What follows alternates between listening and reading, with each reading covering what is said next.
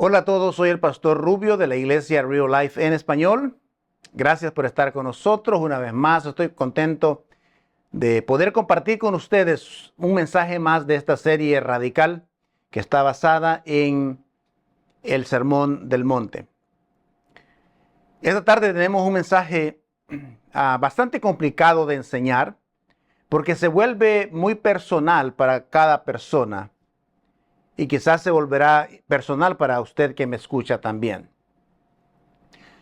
En las últimas predicaciones, en las últimas enseñanzas sobre de esta serie, hemos hecho énfasis en el hecho de que los seres humanos nos quedamos cortos en el estándar moral de Dios.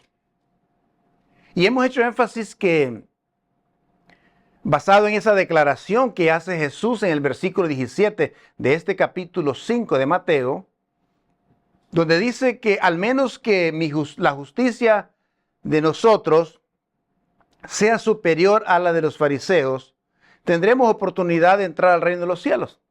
De lo contrario, dice, no puedes entrar al reino de los cielos. Y nos hemos dado cuenta de que es imposible que cada uno de nosotros supere la justicia de los fariseos, porque ellos eran lo mejor de lo mejor de lo mejor, en todo. Por lo tanto, para que nuestra justicia sea mayor o superior a la de los fariseos, necesitamos la justicia de Jesucristo. Recuerde que nosotros somos justificados por Cristo, por el sacrificio de Cristo. En el libro de Romanos capítulo 6, el versículo 24, habla que nosotros hemos sido justificados por la fe gratuitamente. Por lo tanto, es a través de la justicia de Dios que usted y yo podemos superar la justicia de los fariseos. En otras palabras, es a través de Cristo. Y por eso fue que Cristo vino a morir a la cruz del Calvario, para que usted y yo podamos ser justificados a través de su sacrificio. Y el tema de hoy no es diferente a ese. Y Jesús siempre va como que a encender un poquito la calor y la fricción cuando enseña de estos pasajes. Hoy vamos a hablar acerca de lo que es el adulterio y el divorcio, lo cual van juntos. El divorcio normalmente viene por el adulterio y viceversa. Por lo pronto, al hablar de este tema, quiero que sea receptivo. Abremos nuestro corazón para ver qué Dios nos quiere enseñar con esto. Y qué es lo que nosotros podemos aprender de esto para nuestro beneficio. Hay un hombre en la Biblia, y es uno de los héroes para el pueblo hebreo, aún en la actualidad. Era un hombre, un poeta, un trovador, un adorador. La Biblia lo llama un hombre conforme al corazón de Dios. Y ese es el rey David. El rey David, aparte de esas características, era un rey, un hombre estimado por Dios. Pero cuando leemos nosotros la historia de David, o se menciona a David, siempre viene a la memoria o al tema el pecado que David cometió con Betsabé. Y entonces, esa situación nos trae al recuerdo que también fue un ejemplo o es un ejemplo trágico para cada uno de nosotros al escucharlo. Pero aún siendo él falló rotundamente en el séptimo mandamiento, que es no cometerás adulterio. Esta historia usted la puede encontrar en el libro de 2 de Samuel, capítulo 11. La Biblia describe que la nación de Israel estaba en guerra, los soldados estaban en guerra y se suponía que David debería ir o estar en la guerra, pero él se había quedado en casa. Ahora eso ya habla de algo que está pasando con él. Recuerde que el divorcio, en el caso de la lujuria o el caso del adulterio, este pecado, viene siendo casi el resultado de algo que se había perdido ya o estaba faltando ya en el corazón de este hombre, de David. Entonces dice la palabra que había una mujer muy bonita, muy hermosa, la describe como una mujer muy hermosa llamada Betsabé, que se salía a bañar a cierto lugar, y David, estando en el palacio, salió una tarde y la vio a esta mujer. Fíjese bien cómo comienza con su vista. Comienza a verla, la vio que era hermosa y mandó a preguntar que quién era ella. Le dijeron, bueno, es la esposa de uno de tus principales soldados de Urías. En ese momento, nosotros pensamos, o quizás pudiéramos pensar, de que David debería de haber entendido que estaba a punto de meterse en un problema serio. Pero no lo hizo así. La mandó a llamar, entonces tuvo relaciones con ella y como consecuencia de esa relación, obviamente ella quedó embarazada. Y el drama de esta situación se va extendiendo y va llevando a otros niveles como del asesinato, porque David en realidad mandó o hizo que mataran a el esposo. Por lo tanto, cuando nosotros vemos esta parte, y se ha hecho mucha conjetura en cuanto a esta historia. Muchos dicen, no, pues es que David no se conformó con ver una vez, vio 2 veces, o que Betsabé estaba en un lugar inapropiado. Bueno, en realidad el adulterio que ellos cometieron, en realidad no fue solamente de David, también ella cometió adulterio. Por lo tanto, a veces tratamos de ver con la culpabilidad solamente de David y no la culpabilidad de ella, la vemos como víctima, porque bueno, era el rey, dicen ella tenía que hacer lo que él decía, no necesariamente. Pero los dos cometieron adulterio. Entonces, sabemos que su lujuria por ella se expresó obviamente en una acción. Preguntó por ella, la llamó, luego se acostó con ella. Y obviamente que esto trajo graves consecuencias, no solamente para David, porque después de caer en ese pecado, ya no se oye más de grandes conquistas o batallas ganadas por David. De hecho, sabemos que esto trajo grandes consecuencias y muy importantes para Betsabé, para su esposo Urías, para el bebé que nació, para los hijos de David e incluso para toda la nación de Israel. Entonces, muchos de nosotros hemos escuchado y leído la historia varias veces y muchos de nosotros la hemos visto como una gran ilustración de la seriedad de violar o quebrar el 7º mandamiento: no cometerás adulterio. Así que Jesús hizo, al igual que como la semana pasada acerca del asesinato, donde decía, ustedes han escuchado que en la ley dice, no matarás, pero yo os digo que si tan solo te enojas con tu hermano, ya has cometido asesinato. Por lo tanto, es lo mismo que hoy va a decir. Dice, ustedes han oído que se dijo, no cometerás adulterio. Obviamente que el 7º mandamiento, como hemos dicho, está en el libro de Éxodo 20:14, donde dice no cometerás adulterio. En el Antiguo Testamento las consecuencias por el adulterio eran la muerte, eran apedreados hasta la muerte.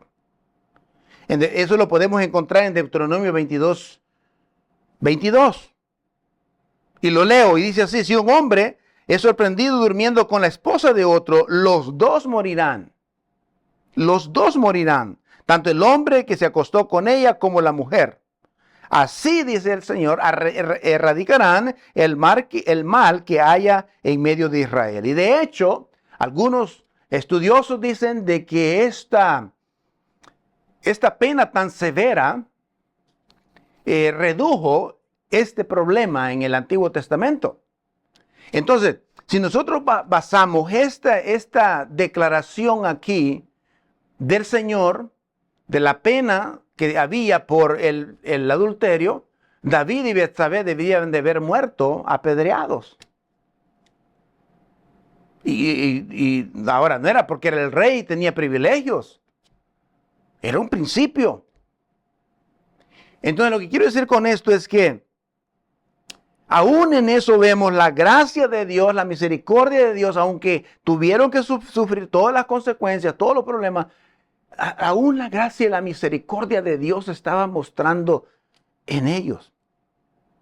Entonces, nuevamente, Jesús está haciendo énfasis en lo interior del ser humano. Jesús va a hacer énfasis en lo interior, en el corazón del ser humano, no tanto en lo exterior. Porque si yo pregunto el día de hoy, muchos si hemos cometido, hemos infringido el mandamiento número 7, quizás muchos dirían que no lo han infringido, y es probable que no. Pero en realidad, en la sociedad que vivimos, se cree que 1 de cada 3 hombres ha cometido adulterio, o 3 de cada 10. Entonces Jesús va a levantar esta fricción entre lo que se fue dicho en la ley, específicamente en el número 7, el mandamientos, con lo que él va a decir. El versículo 28 dice: pero yo os digo que todo el que mira a una mujer para codiciarla ya cometió adulterio con ella en su corazón. Entonces esas estadísticas de que 3 de cada 10 han cometido adulterio, ahora con esta declaración, con el estándar que Jesús ha puesto, que es mucho más alto, de esa estadística de 3 de cada 10, ahora se vuelve realmente, si somos honestos, 10 de cada 10. 10 de cada 10. El 100%. Porque en este punto, cada uno de los seres humanos, Jesús le está diciendo, recuerde la audiencia que tienen los discípulos, los fariseos, los escribas y mucha gente que estaba ahí. Y entonces los fariseos han de haber dicho: no, nosotros hemos cometido ese pecado físico del adulterio. Pero Jesús lo lleva mucho más allá, haciéndoles entender que para poder nosotros ser justificados, vamos a necesitar al Salvador Jesucristo. No es a través de la ley, porque la ley simplemente expone el pecado, pero no trae solución para el pecado. La solución para el pecado es Cristo. Entonces, todo el mundo, de acuerdo a Jesús, todo el mundo es culpable. Porque Él dice que cualquier persona que mire a una mujer que no es su esposa y la desee, ya cometió adulterio. Eso es el pecado interno, el pecado del corazón. Y muchos hoy en día, especialmente el sistema religioso en que vivimos, hace mucho énfasis en el pecado y como condenamos. Incluso yo he estado en situaciones con personas en el pasado, donde querían apedrear a alguien que había cometido adulterio físico. Pero si vamos a la Escritura, todos necesitaríamos ser apedreados, porque todos hemos infringido ese mandamiento, según lo pone Jesús. Entonces, el acto físico de adulterio versus el acto físico del corazón.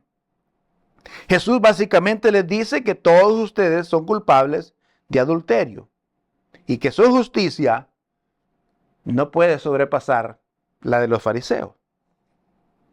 Hay un principio de enseñanza muy importante aquí que no quisiera pasar por alto, que proviene de este pasaje 27 y 28, que es tan cierto y válido en el día de hoy. El adulterio, las relaciones extramaritales, los amoríos, las aventuras amorosas, como le queramos llamar, no empiezan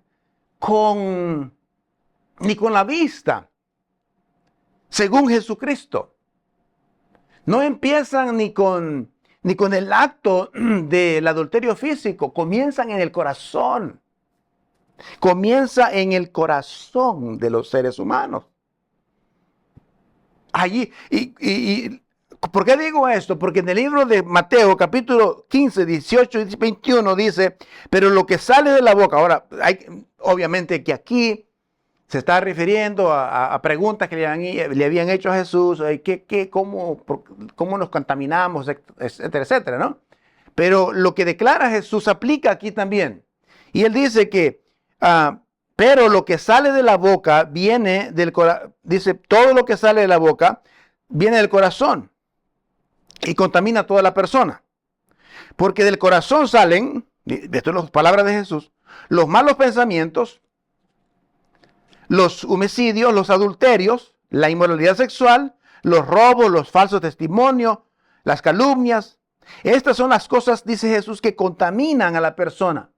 Entonces, este punto de enseñanza es importante. El adulterio en este caso es el resultado de lo que hay en el corazón realmente, algo que la gente no puede ver, pero que está ahí.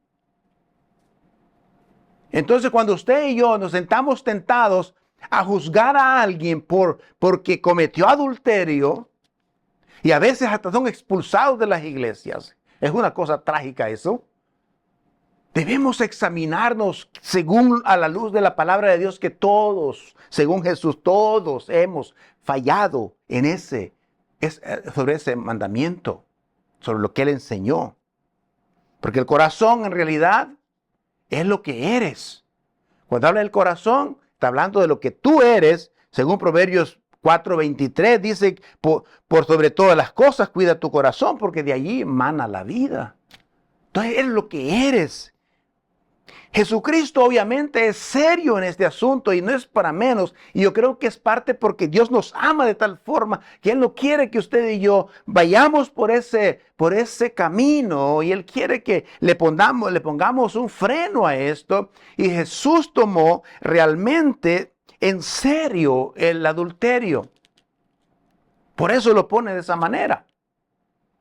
Cualquier hombre que mire a una mujer, la desee en su corazón, ya cometió adulterio. Entonces, para Jesús es serio esto y creo que usted y yo debemos tomarlo serio. ¿Y por qué digo esto? Los versículos 29 y 30 dice que si tu ojo derecho te hace pecar, sácalo. Ahora, no vaya y haga esto literalmente. Y luego más abajo dice el versículo 30, dice que si tu mano es causa de caer, córtatela. Ahora, casi toda la sociedad estuviera ciega, tuerta y manca si aplicáramos esto literalmente. Pero a veces necesitamos, creo, tomarlo tan en serio de lo que quiere decir Jesús es corta esto, para esto, córtalo. Porque los resultados son nefastos, los resultados pueden ser dolorosos. Y 2 veces habla de estas acciones drásticas que se deben tomar. Se deben tomar en cuanto al adulterio. Así que el verdadero problema no son nuestros ojos ni nuestras manos, sino nuestro corazón. Ahora esto pasa, hermanos.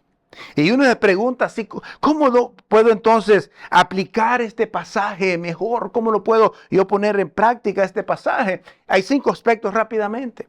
Lo primero es que tú y yo debemos admitir que probablemente si tenemos ya un pensamiento sobre querer cometer adulterio, no tanto físico como del corazón, debemos nosotros admitirlo y saber y reconocer que quizás estamos mal en eso y que necesitamos ir al Señor para que el Señor pedirle perdón por nosotros, no por Dios, porque si eres creyente ya fuiste perdonado, pero por ti, por tu conciencia, por tu espíritu, por tu alma, para que descanses, seas feliz.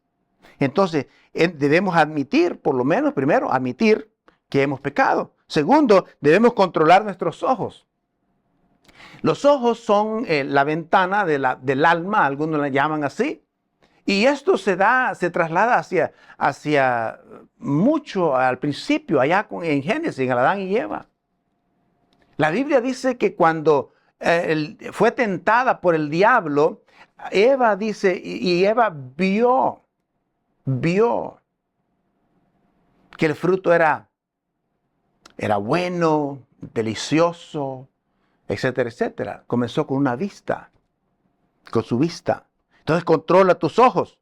Job decía en el Antiguo Testamento, Job decía, hice un pacto con mis ojos de no mirar con lujuria a una mujer joven. Cuida lo que tus ojos miran. El tercero viene siendo parecido, pero dice, mira realmente lo que estás comiendo, lo que estás ingiriendo. No alimentes la carnalidad. No alimentes la carne. Entonces, por ejemplo, si usted está en medio de un mundo carnal, vas a terminar siendo carnal. Vas a comenzar Entonces necesitamos tener cuidado de lo que comemos, lo que estamos ingiriendo. El número 4 dice, cuida tus pensamientos. Es parecido. Alguien ha dicho que nosotros actuamos y vivimos conforme a lo que pensamos, por lo cual necesitamos nosotros cuidar nuestros pensamientos. El apóstol Pablo decía, renovaos en nuestra mente, no os conforméis a este mundo, mas renovaos de vuestro pensamiento. ¿Por qué? Porque nosotros somos normalmente lo que pensamos. Número 5, resiste la tentación. Pablo le decía a Timoteo en 2 de Timoteo capítulo 2, 22, decía, huye de la tentación, no coquetees con la tentación. Billy Graham dice, no hables con la tentación, decía Billy Graham. Es más, ¿por qué? Porque a veces es fácil evitar la tentación si nosotros nos la resistimos en el poder del Señor. No confíes en esto. ¿Por qué? Porque a veces nos sentimos como pastores. Oh, yo soy el super pastor, yo soy el super espiritual. Y a mí no me va a pasar esto. Mire, déjame decir una cosa. Hay hombres grandes que han caído. Bueno, David fue uno de esos, ¿no? Pero aún en nuestro tiempo hay gente grande de fe espiritualmente que han sucumbido ante la tentación. ¿Por qué? Porque no tuvieron la capacidad de huir. No importa que le llamen cobarde. Esa es una de las partes creo que necesitamos entender. Luego Jesús avanza en esto y habla acerca del divorcio, versículo 31 al 32. Entonces, en Estados Unidos, por ejemplo, la población de los Estados Unidos es solamente una quinta parte de la población mundial. Una quinta parte. Pero, sin embargo, tiene más de la mitad de todos los divorciados de todo el mundo. O sea que todo el mundo entero, los divorcios que hay en todo el mundo entero, Estados Unidos tiene la mitad de todos esos. Es increíble. Porque esto es una pandemia. Este viene siendo, creo que el síndrome que está matando a la familia es el divorcio. Y Jesús toma en serio también el divorcio. Quizás porque nos ama, quizás porque Dios siempre fue pro familia, quizás porque Dios siempre ha querido que nosotros seamos felices, que vivamos una vida abundante, quizás porque Dios sabe el dolor, el sufrimiento que esto causa, las consecuencias a los hijos emocionalmente, espiritualmente, a la persona con la que lo divorciamos, etcétera, etcétera. Quizás por eso es que Jesús hace tanto énfasis y hace un hincapié sobre el divorcio. Antes de mencionar esto, nada que, por ejemplo, yo sé que es un tema bastante delicado para muchas personas. La enseñanza de la Biblia sobre el divorcio va en contra, obviamente, de muchas personas en el día de hoy. Pero quiero que me oiga usted. Si usted es una de esas personas que se ha divorciado, no lo estoy juzgando. No tengo el derecho de juzgarlo.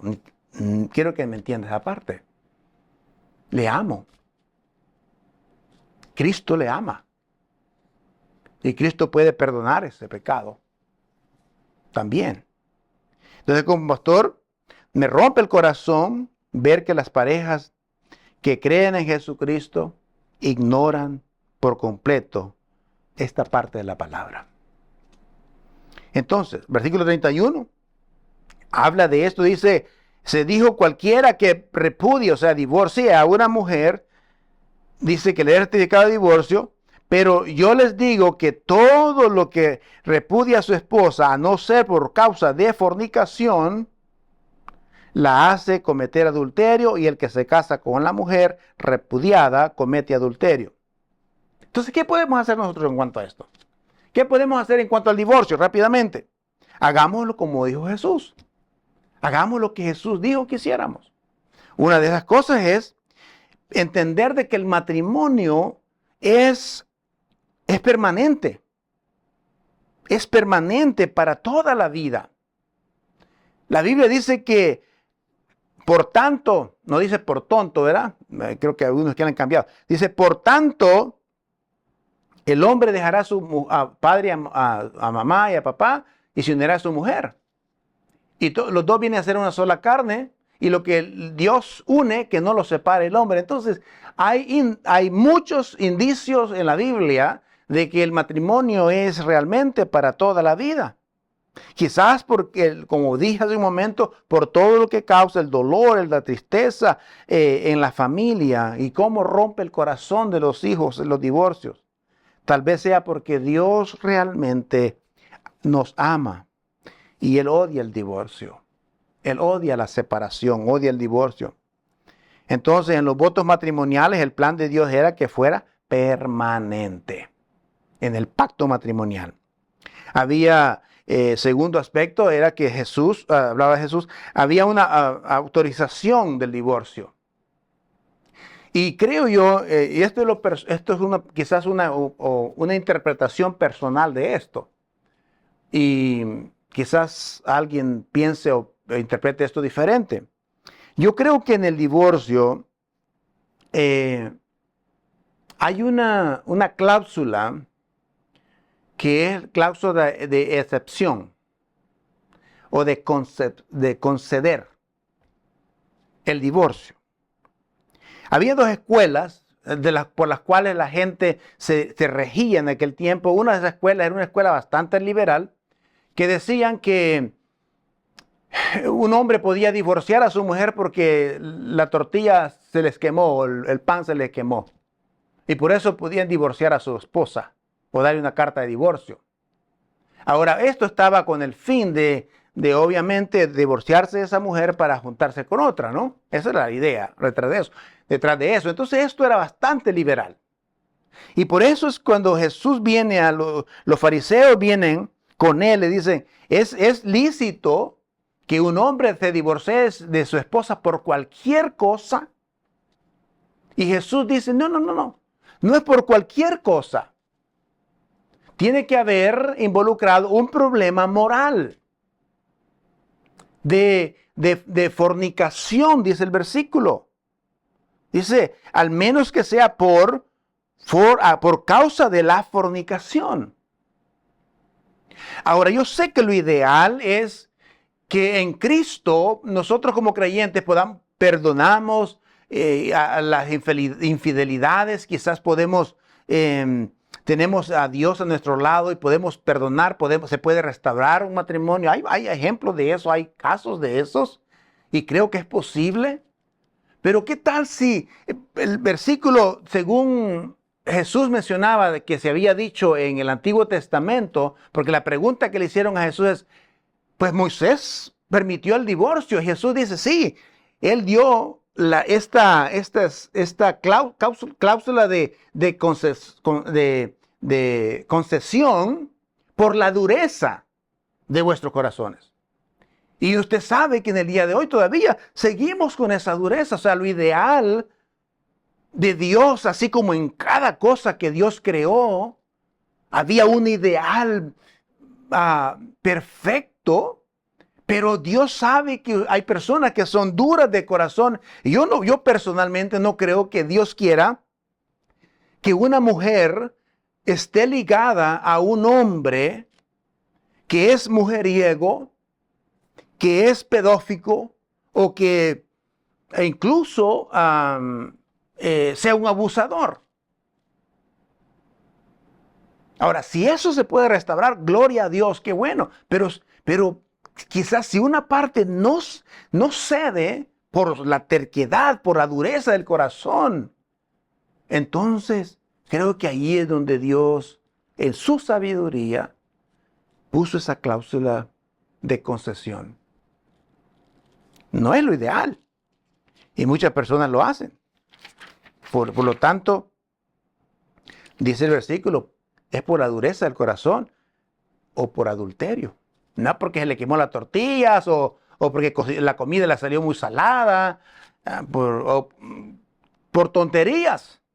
Yo creo que los pastores ahí, nosotros debemos de tomar más en serio estas cosas y ver cómo manejamos mejor esto, cada caso por separado. Entonces hablamos de que el divorcio no es el plan de Dios. No va a ser. Y no tengo problema con eso. Porque no fue el plan el divorcio no está dentro del plan de Dios. Y no lo va a estar. Por lo tanto, en la vida real hay casos que realmente no se pueden solucionar porque quizás un lado no se quiere someter, qué sé yo. Entonces, en lugar de centrarnos en el divorcio, centrémonos en cómo hacer que funcione mejor entonces el matrimonio. La próxima semana hablaremos acerca de los votos matrimoniales. Entonces, ¿cómo podemos hacer esto para centrarnos nosotros en cómo esto funcione? Dele gracias a Dios por su pareja.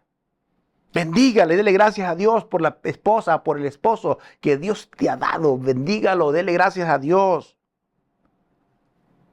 Eso es importante. Segundo, nunca juzgue a los que están pasando por un divorcio, que han pasado ya por un divorcio, están pasando por momentos difíciles. No los juzgue. Usted y yo no estamos en el nivel moral para poder juzgarlos o separarnos o desterrarlos o expulsarlos. Algunos lo han hecho tristemente.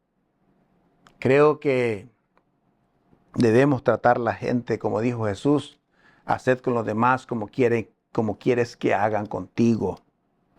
¿Tienes problemas? Pide ayuda. Pide ayuda. Que no sea el divorcio la primera opción. Pide ayuda. A veces hay que humillarse, porque esto causa poco de vergüenza y de humillación. Pero no importa, hay que buscar ayuda. Hay gente profesional que Dios puede usar para ayudarte en el problema que tienes, si está en el proceso de divorciarse o incluso si ya se divorció o no se ha divorciado. Es importante buscar ayuda, eso es importante y debemos buscar la ayuda ahora. Pero también debemos hacer nuestra tarea. Ocúpate de las pequeñas cosas antes que se conviertan en las cosas grandes como el divorcio. Hagamos nuestra tarea, porque el costo espiritual es grande, el costo emocional es grande. Por lo tanto, debemos nosotros buscar y hacer nuestra tarea. También tiene un costo material. Estaba viendo, por ejemplo, en que este hombre millonario del creador del Microsoft, el Bill Gates, su divorcio es uno de los más caros financieramente hablando que ha habido en la historia. De 250 millones de dólares le ha costado su divorcio a ese amigo. Hasta eso tiene un costo, obviamente, material. Detente ahora. Es importante esto. Deténgase ahora. Si estás pensando divorciarte, detente. Busca ayuda. ¿Por qué dijimos esto? Porque el divorcio no es la respuesta. Pero quiero hacer énfasis en esto. El divorcio, además de que no es la respuesta para los problemas que enfrentas, el divorcio tampoco se convierte en un pecado imperdonable. Al igual que todos los pecados, en Cristo ya han sido perdonados. Y se pueden ser perdonados. Y Dios los perdona. Y Dios restaura. Y Dios levanta. Y Dios te llena de bendiciones y de abundancia. Dios puede perdonar eso. Hay gente que se siente condenada. Aparte que son como vistos como bichos raros en una sociedad hipócrita. Se ven como bichos raros, ¿no? Porque estoy divorciado. Ella no es mi primera esposa. O él no es mi primer esposo. Miren, Dios le ha perdonado y le puede perdonar. Por eso Cristo vino a morir en la cruz. El divorcio también es un pecado con graves consecuencias y ya hablamos de eso. Es un pecado con graves consecuencias. Consecuencias emocionales, consecuencias espirituales, consecuencias físicas, monetarias.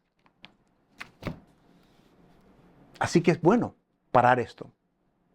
Y espero que esto ayude o le dé una perspectiva de que si usted está en peligro o está pensando en una relación extramarital, piénselo.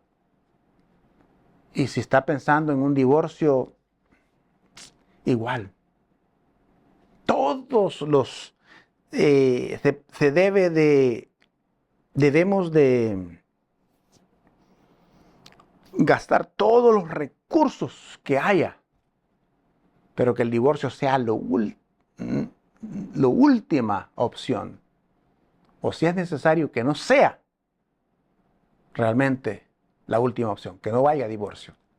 Así que espero que esto le ayude. Dios les siga bendiciendo y que Dios bendiga a la familia. Gracias en el nombre de Jesús. Amén.